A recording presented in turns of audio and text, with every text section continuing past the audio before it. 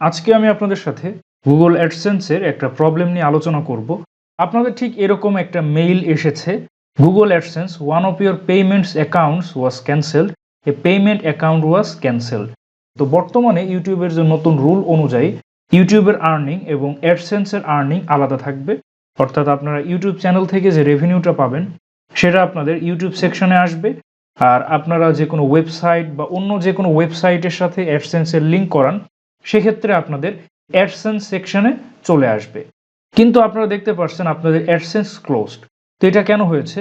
তো আপনারা যদি ওয়েবসাইট বা যে কোনো আদার ইউটিউবের বাইরে থেকে যত আর্নিং সেটা আপনার ওয়েবসাইটের সাথে লিঙ্ক করে যে আর্নিংটা, তো সেখানে যদি আপনার অ্যাক্টিভ না থাকেন টানা 6 মাস, তো সেক্ষেত্রে আপনাদের এই অ্যাডসেন্স সেকশনটা ক্লোজড দেখাবে।